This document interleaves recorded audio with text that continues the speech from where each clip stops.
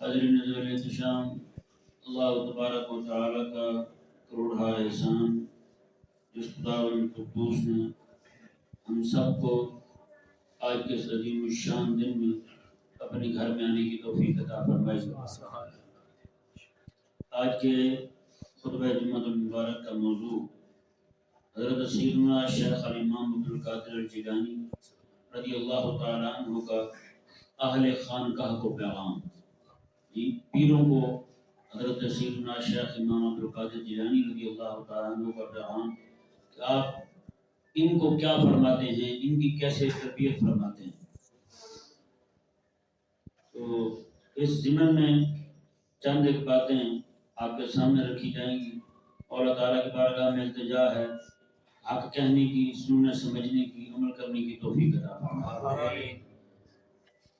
سب سے پہلی بات، آپ رضی اللہ تعالیٰ عنہ اللہ تعالیٰ کی بارگاہ میں عرض کرتے ہیں، دعا کرتے ہیں، اللہم تب علی وعلیہم، یا اللہ میری بھی اور جتنے بھی یہاں شیخ پیر موجود ہیں ان سب کی توبہ قبول فرما، ان سب کی توبہ قبول فرما، اور مجھے اور ان سب کو نفاق سے اور شرک سے بچا، نفاق سے بھی بچا اور شرک سے بھی بچا۔ آگے پھر لوگوں کو یعنی کہ مشائخ کو مخاطب بنا کر فرماتے ہیں، اعبدوا اللہ عز و جل، تم اللہ تبارک و تعالی کی عبادت کرو، واستعینوا علی عبادتہ بکسب الحلال، فرمایا کہ حلال کما کے اللہ تبارک و تعالی کی مدد پر، اللہ تعالی کی عبادت پر مدد مانگو، حلال کما کے، یعنی کہ حلال کما کے، خود کما کے، اس کے ذریعے جب اسے حلال کھاؤ گے اپنا تم، پھر اس کے ذریعے جو طاقت اور قوت تمہیں حاصل ہو اس کے ساتھ اللہ تعالیٰ کی عبادت کرو۔ آپ نے فرمایا ان اللہ عز و جل یحب عبدا مؤمنا مطیعا عاقلا من حلالہ، بے شک اللہ تبارک و تعالی اس بندہ مومن کو جو فرما بردار ہو، حلال کھانے والا ہو، اس کے ساتھ محبت فرماتا ہے۔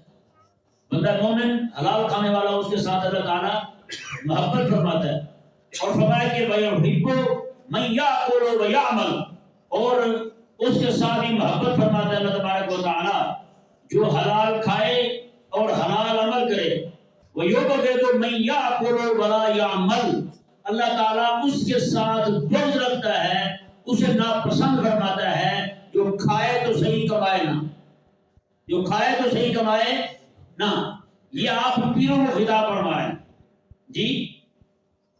آگے فرمایا یحب من یاکل بکسبہ، اور اللہ تبارک و تعالیٰ اس بندے کے ساتھ محبت فرماتا ہے جو اپنی کمائی کر کے کھاتا ہے، اپنی کمائی کر کے کھاتا ہے، اور فرمایا کہ وَيُبْغِضُ مَن يَأْكُلُ بِنِفَاقِهِ، اور اللہ تبارک و تعالیٰ اس کے ساتھ سخت بغض رکھتا ہے جو اپنے نفاق کے ساتھ کھاتا ہے، منافقت کے ساتھ لوگوں کو پھانس پھانس کے اس طرح کر کے کھاتا ہے۔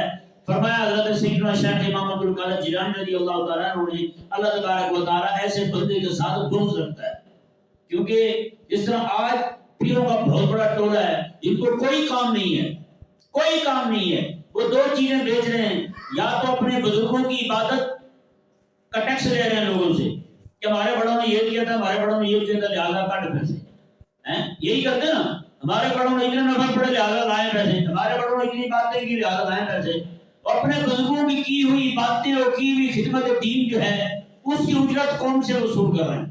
ایک یہ طریقہ ان کا، دوسرا جو ہے وہ یہ ہو کہ تعویذ بیچ رہے ہیں یا پھر دعائیں بیچ رہے ہیں، اور کچھ بھی نہیں ہے ان کے پاس، امت کو دینے کے لیے ان کے پاس کچھ نہیں ہے، بس یہی دو چیزوں کی کمائی کھا رہے ہیں جی، دادا کی قبر کے پیسے کھا لیے، بس اس کے علاوہ اور کچھ بھی نہیں ہے ان کے پاس، نہ خدمت دین ہے، نہ غلبہ دین کی فکر ہے، نہ کسی کو ذہن دینا ہے، کچھ بھی نہیں ہے ایسا۔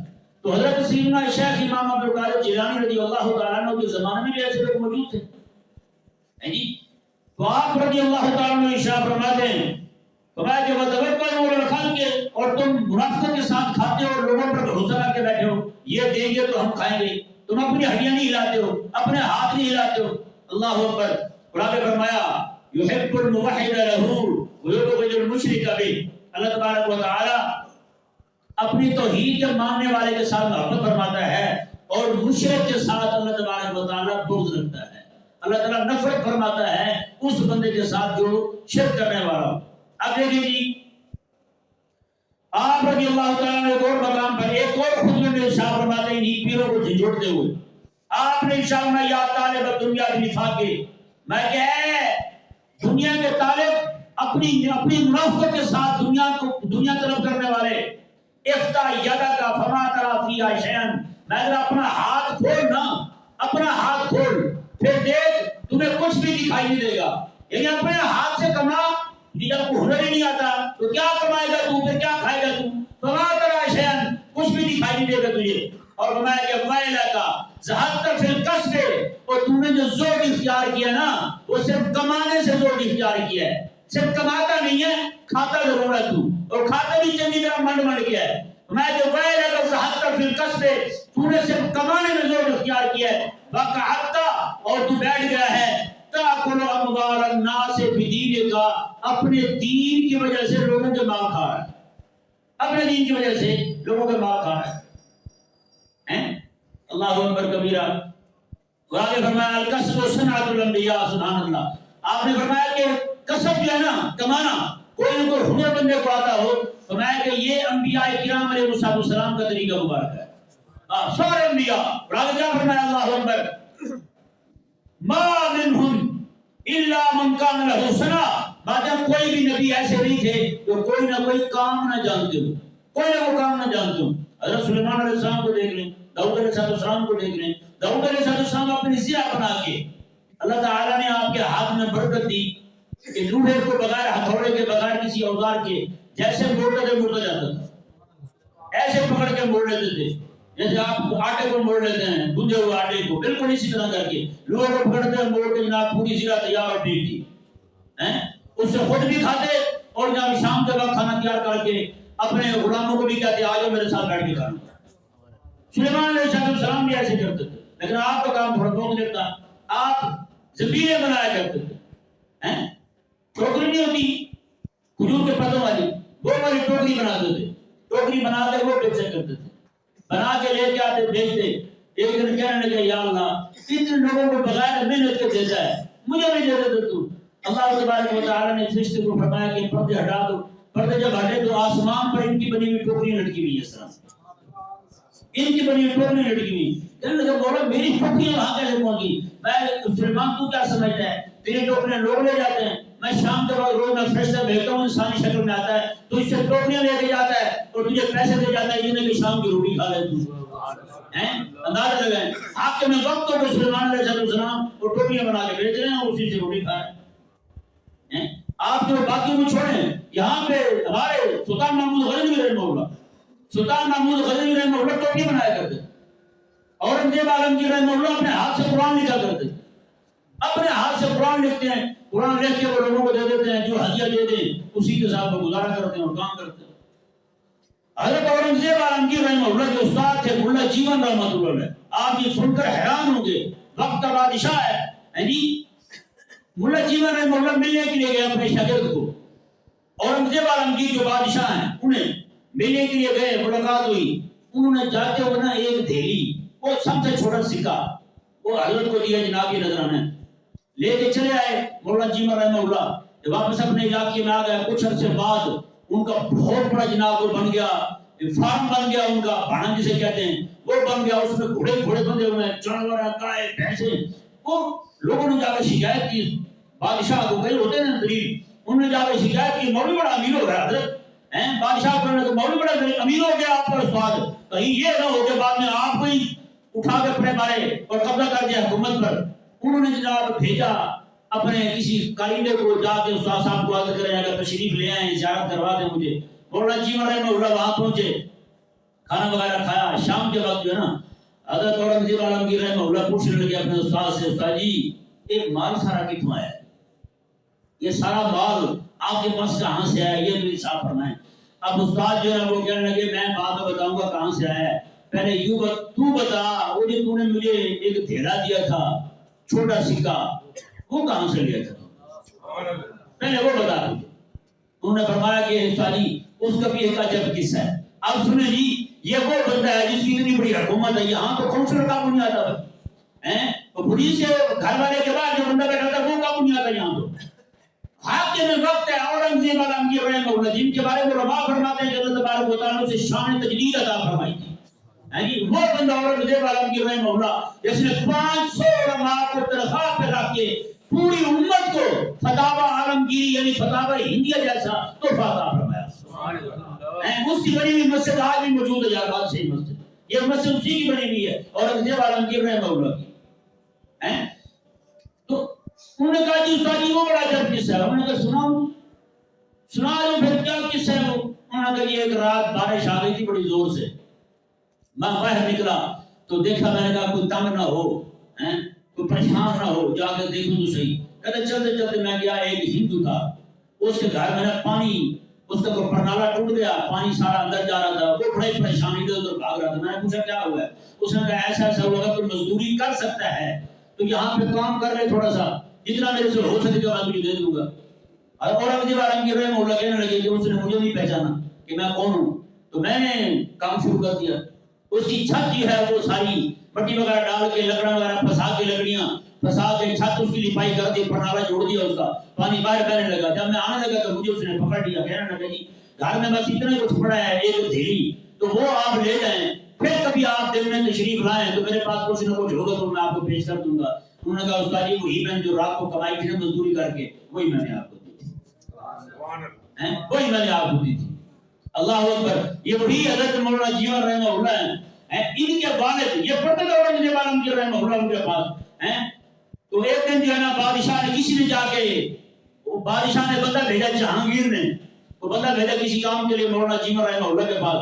وہ بندہ آیا آپ کے پاس، آ کے کھڑا ہوا، آپ سبق پڑھا رہے تھے، اور سبق کے دوران نا آپ دیکھتے نہیں تھے کسی کی طرف، وہ کھڑا رہا، آپ پڑھاتے رہے، سبق پڑھاتے رہے۔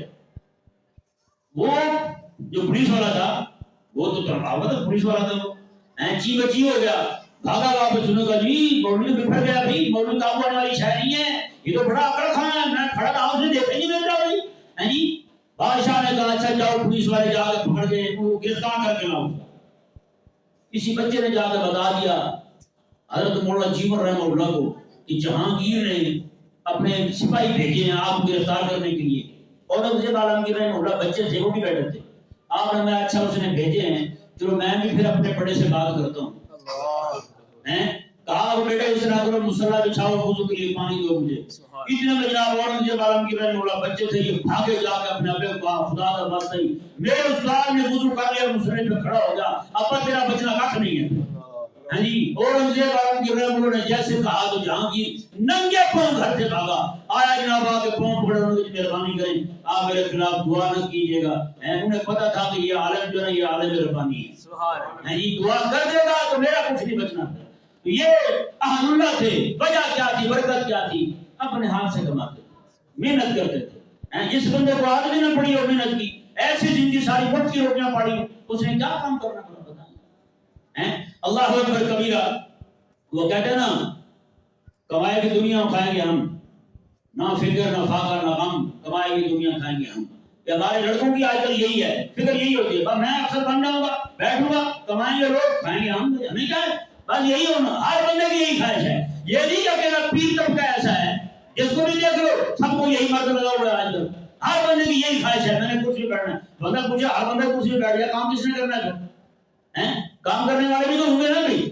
تو اس لیے اللہ تبارک و تعالیٰ کے پاک بندے حضرت سیدنا شیخ امام عبد القادر جیلانی رضی اللہ تعالیٰ عنہ ارشاد فرماتے ہیں، ایک اور رس اور سناتا ہوں آپ کا، وہ ذرا سماعت فرمائیں۔